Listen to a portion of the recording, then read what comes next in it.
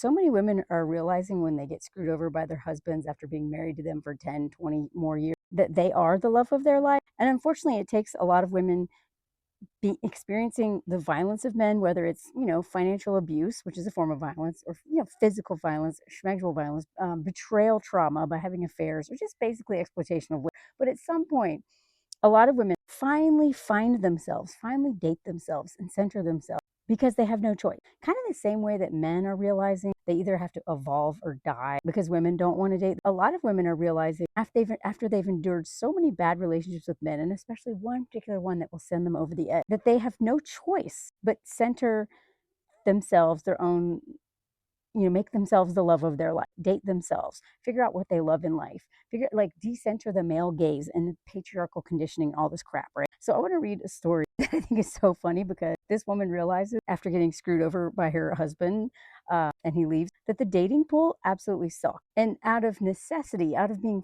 forced by having no other choice, because every guy she tried to date in her 40s just was awful, that she needed to figure out who she was and what she wanted. And I think I mean, that I had to really do the next level of this really hard work by almost dying at the hands of a man. I've been working, I didn't doing my own thing. I didn't date men.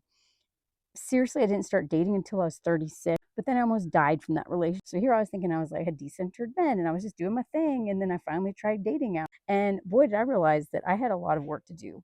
A lot of work to do because if I immediately self-abandoned when I finally did try to date men at my big age. So I'm going to go over this story and let me know what y'all think. If you want to hear more about my own personal story and stuff like that, please follow me on Patreon. If you want to see my travels, my watch parties, my lives with amazing people I interview. So this came up in my feed. I do not follow this publication. It's called Mamia, but she's talking about how after after her divorce, she tried dating sad dads, and that didn't work out well for her. But she gives a really good glimpse of what the dating pool is like, especially for women who are in their maybe like late 30s and 40s, maybe older. And it's pretty grim, but also she has this is a happy ending. Okay, I don't like to just be like men suck. Oh well. So she says, talks about how her husband left her a couple months after she turned 40. She was blindsided. She did not know how to function as a single person. They've been together for 15 years. They had kids. They had a whole life together. 3 kids, by the way. Okay, so she has put her life on the line 3 times to bring this man's children into the world. Their whole lives were intertwined, extended family, friends, all that stuff. Since I had been in my mid-teens, I had had a boyfriend. I hate stories like that, but they're very common. And I swear, if I hadn't been scared off from men after my first boyfriend when I was a teenager and just, he's in prison for 10 years for a Ponzi scheme. Anyway, if I hadn't been scared off by who I became when I tried to date as a teenager, this may have been me. If I had not found a career in outdoor adventure and then the film industry and all this stuff, this could have very well been me because I was socialized like this on some level, even though I was raised by a single mom. Disney, all the fairy tales, all this crap, right? So luckily, at least I had an example of a woman who didn't center her men in my life. But it doesn't mean that like fantasy wasn't there. So since she was a teenager, she either, had a boyfriend or had a crush or fantasized about them. When I was 13, I was 13 when I left poems in a milk bottle for the milk boy. You get the point. Oh, this is good. So when my husband uprooted my world with 2 words, it's over, I felt like I had lost a limb. As soon as I had healed enough to pull myself out of bed without crying, I thought the best thing to do was to replace him. And so this is one way that men and women are not that different. Now, a lot of us, men will immediately replace, like women are replaceable, but a lot of times they're looking to replace labor, free emotional labor, the free therapist, the free schmeg worker, all of that stuff, right? Plus, they want that social capital of being partnered, and then, that's the wife is the one that keeps them connected to their own family, like. But women do this too a lot, a lot. You and I know it. And they look to replace a man for different reasons because we don't know what to do if we don't have a sense of purpose. That sense of purpose is taking care of somebody, usually men. We're also taught to seek the validation of men, like all of those things, right? So even though the reasons are much different, a lot of times we act the same in this regard, except for older women often tend to be like, I'm never marrying again. And that is why they may have buried the love of their life, but when that man dies, there's no way. Every older woman I know is like, no way would I get married again. But maybe women in their 30s or 40s or 50s might jump into another relationship. So then she goes on to talk about how one of the main things in her thinking was that she needed to be attracted to man or find a new man to complete her, right? Because when we are literally socialized that is our whole world is about male validation. So she thought she was ready to date, but she wasn't. I had to learn to love myself as a single person, to find myself again as a completely lovable single human being before I was emotionally ready for my chapter 2. Now, I would argue that the idea that you need a chapter 2, that you need to have a marry or date again, that's like the next level of like, let's get to that level. Doesn't mean you can't. This, hinging your happiness on eventually finding that person. When I know so many women who are in their like 70s and 80s. Even here, I'm a part of like a Golden Girls group. They let me like hang out with them. These old ladies, they are so happy. And one of them still dates, and she has a boyfriend, but she refuses to live with him. She refuses to marry him. She's just like living her best life with all her girlfriends and hangs out with him some. Because a lot of women have realized when they're much older that they don't want to be a hospice wife. Thanks, Candace Kelly, for popularizing that. Then talks about this book, The Subtle Art of Not Giving a Fork. I don't know. I haven't read that. I am very weary of books written by most men, especially giving dating advice. But I don't know. Whatever. At least she took some good advice. And she talks about her rebound. Now listen to this. My rebound was a surfie who spent most of his time living in a van. Living in a van with his hip bones jutted out like sharp cliff edges. He turned up at my house empty-handed, and I made him toast. I love that energy. Here's some toast. I'm not cooking you big breakfast. My friends and I nicknamed him Van Man. And how accurate is that? I swear to God, every single dude, especially the bigger the loser he was, they all had a nickname. Fuzzy shirt guy, pizza guy. I usually use guy, not man, because even I knew they weren't like acting like men. But then she talks about how the novelty of dating someone who is more obsessed with finding a new surf break than trying to woo me, it quickly wore off, as it always does. And I've written an article for the Washington Post called "If You're Married to Adventure, Is There Room for Anything Else?" about this very thing, but it was about climbers, not surfers. But you can use this across outdoor adventure sports or whatever. That man will always be married to adventure or his sport, and you will never be the priority. I'm very proud of that piece. I met him in a bar, and after that fleeting encounter ended, I signed up for online dating app where I dealt with the emotional highs and lows of being liked and then rejected, bouncing all over the place like a ping pong ball. I don't know. She just talks about how she like learned to not take it personally on dating. You have to learn that real quick. And I swear, when they ghost you, they're doing you a favor. She goes on to talk about, just dating and like learning about rejection and stuff around that. And honestly, that was something I had to work through myself, of really seeing rejection as protection. That was the first level. And then the next level was asking myself on a regular basis, do I even like this person? Do I only like them because I need them to like me? So then she goes into something really funny here, which is so common, which is why I tell you, do not date divorced dads unless they've been divorced for a while and are the full-time parent, and that because otherwise you are just going to be just doing endless labor and they're not even your own kid. But a lot of men who are divorced, dads especially, will go out and they literally just want a replacement because they don't want to have to parent these kids when they have custody of them. So she talks about how the sad dads, there's far too many deadbeats, i.e. van man, and sad dads. Sad dads are men on dating sites who shouldn't be there. They haven't gone over their ex-partners or ex-wives and family breakups and drag that baggage into their date situationships and new relationships. I don't even know if they haven't gotten over it. I think a lot of these men just don't know how to be alone, and they're just so full of self-pity. I'm not saying some of them aren't heartbroken or whatever, but most of these sad dads haven't processed it and or haven't dealt with the patriarchy piece of the exploitation of labor that oftentimes led to those divorces. Take it from me, you do not want to turn into someone's quasi-therapist listening to him or her blather on about what a bliss his ex is. She goes into how research shows that men don't seek professional help after a breakup, and because of that, they are more likely to struggle with mental health after a breakup. And if you're a kind empath, as I was, I wouldn't call it that.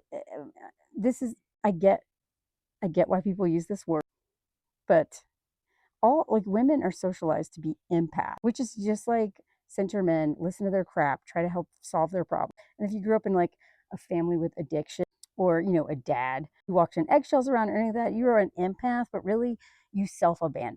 And like, I'm not saying there's no such thing as an empath, but I'm just saying people who call themselves empaths usually are just self-abandoned on a regular basis. But that can be fixed with time and help. So if you're like her, you might find yourself out on a date with a sad dad who wants advice on how to get his kids a few more nights a month while you just want him to notice your Dyson era. I don't know what that means. I don't get that reference. Sorry, y'all. Dating needs to be fun, sexy, uplifting, and nourishing, not a drag. No, not a drag when you feel like crying into your glass of Pinot Gris, feeling sorry for him and or his ex. Yeah. I met my chapter two, or as I call him in my book, my Mr. Fork. Yeah, 7 years after my separation, when I was on a total man ban, which is really the point. He came along when I was completely happy as a single person and a single mother. I radiated happiness, and I was not going to settle for anyone less than Mr. Amazing. Now, I'm not going to say that you will meet someone amazing if that's what you want as soon as you don't care, because there's no guarantee. And I think the hardest part of, like, the grief part of patriarchy, if you date men, is and are attracted to men and only men, is just this acceptance. And I feel like I went through this grief when I remember the moment. I remember exactly where I was when I was like, oh, I guess I'm not doing any of this, huh? And I was at a wedding in Montana in Glacier National Park, sleeping in my truck in the parking lot of a really expensive lodge because I could not afford a room there. And my guy friend, who was like the male version of me, no one ever thought he'd get married. He lived in his truck, whatever. And I was at his wedding. And all my friends from college and like were all there, married, and some of them were had kids or were pregnant. And I was like, oh my God, I'm like never even been on a date. And I was like 32. And I was like, okay, yeah, I guess I'm never doing this. Like, I didn't realize, because I was so busy living my life and doing what I wanted to do, that in my mind, I was like, I guess it's too late. Like, I never wanted kids, but I'm definitely not doing that, because I don't even know if I'll ever even like partner with a man, because I've never even really been on a date, like a proper date, you know? So anyway, I do think I don't think people should just ever completely give up on relationships.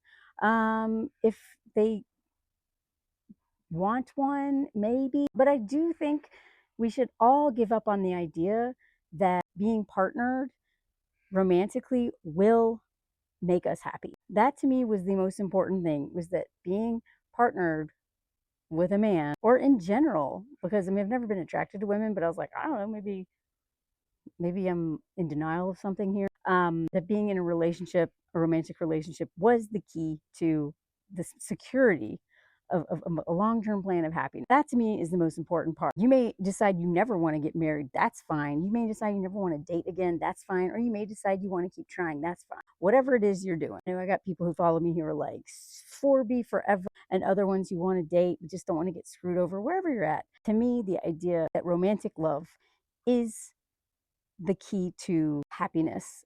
And this is not just romantic love with men, because, I have several lesbian friends in my life, and some of them have been just as heartbroken over and over and over and over again with relationships with women. It looks different. The patriarchal, uh, the oppressive systems of power are not in that the same way, or necessarily, or at all. But I do think we are societally conditioned to center romantic love rather than just platonic love, community, and all these other things. And I do think that is the key, is to like be okay with these other forms, because I promise you there are married women out there who look like they have the thing, and they're not nearly as happy or happy at all compared to their single women friends, single mom friends, even like my mom. My mom was, had a great friendships community, because there's a bunch of different kinds of love, and romantic love does not have a monopoly on happiness and feeling seen and in community. And this is how she ends it. Most of the men I dated or had short relationships up until when, okay, that's worded weird, then were really a waste of time. I don't know if they're all a waste of time, because you learn about how much you don't want this and need this sometimes by being like, God, oh my God, oh my God. I was like not that cynical when I first started Tinder, and just like a year into it, I was like, okay. And I actually became more confident from being like, fuck men. So, but I do agree in general. 7 years. She wished that she had filled those 7 years with more hot yoga classes, walks, and hanging out with girlfriends, courses, classes, anything to develop myself as an individual, rather than to feel like I was shedding another bit of self confidence and self worth, like peeling. So that is I'm not saying that ever going out on dates at all. But for someone who is this new to it, like my situation is different. I had not dated for these super formative years, from 18 until 36, right? Where, I mean, that's where I really got to know myself. And I was like, oh my God, I'm a badass, like I had such a cool life. So for me to like, try to date here and there was very different than somebody who is brand new at just not of being celibate. Like I literally, y'all, anyone who's new here, 12 of my adult years I was completely celibate, not back to back, but like 5 years, no kissing, no nothing. And then okay, I was trying to whatever. So I had a lot of experience just doing what I wanted and like not even considering dating an option. But with this woman, she's never ever been in a place where men were not the center. Even as a teenager, is like being married for so long, and then immediately started dating. So it's a little different. It's all really personal to you and your story. But I like that ending. And I guess, she's with Mr. Amazing or Mr. Fork, yes, or whatever. Don't even care about that part. The essential part is I wish for every single woman who, especially who dates men, because you're going to end up with one of these dudes who's going to hijack your life eventually if you don't know, you'll know yourself well, know how to have boundaries with your time and not get just complete like to not become the sidecar of their motorcycle adventure in life. I wish that some women would get that experience in their 20s versus their 40s, 50s, and 60s. But you know what? Better late than never. To each their own. There are so many women out there who have kids who were married for 10, 15, 20 years, and they are now doing whatever the hell they want, living their best life in their 40s and 50s and 60s and beyond. So you know what? Whatever works. Anyway, let me know what y'all think. And like I've said, I can try to do more content about how to make friends and stuff like that. Those videos like make zero money. I do them every once in a while because I like to do them. I talk about that like more on my Patreon. I'll still continue to do them, even though I don't know why. I think rage bait is the thing that always does well on these apps, unfortunately. But I do have a lot of experience with just doing what I want to do, focusing on friendships, like especially friendships with women, and how to make friends and how to make community. I'm really good at it now. I'm even doing it here in France. I'm in a drum club. I'm in a gospel choir. I go on little Melanie dates all the time by myself because I don't ever want to lose touch with the Melanie who's dating herself, married or not. I always need to know that I'm going to be okay no matter what without a partner. I have always felt that. And I continue to feel that. And part of it is because I constantly make time for myself. When I was dating, when I'm married, I go on my little adventures and stay connected to solo single Melanie because it's important to me. It's important to me. And it makes me feel more secure in any relationship that I am in, is that I'm not going to self-abandon and lose that person, that badass Melanie that I'm so proud of, that I worked really hard for. And I have less fear of being hijacked into someone else's life if I'm constantly making sure I do the stuff to stay centered in my own. I am the love of my life. You are the love of your life. Don't let anyone convince you otherwise. But also, we do heal in community. We do heal in relationship. They don't have to be a romantic one, but we do heal in community. So I hope you are also not completely cutting yourself off from the world. Let me know what you think. And let me know if you heard the comment song. And please follow my Patreon if you want more personal stuff from me. Et voila. French Castle comment song. This is the stuff that I do on Patreon, among other things. We went to this castle out in the countryside. It was only $6. $6 to see this. Look at the little tiny, look how short these people were. And well, fancy stuff everywhere. $6 to tour this thing. Little baby carriages, all kinds of stuff, history lessons, and look, I can barely fit in the door, and I'm only 5'7". Anyway, old kitchen stuff. They also do a lot of sewing, silk stuff. That's why the things are so tall. Anyway, Lyon. This is not Lyon. This is outside Lyon. Hospitals, military during the war.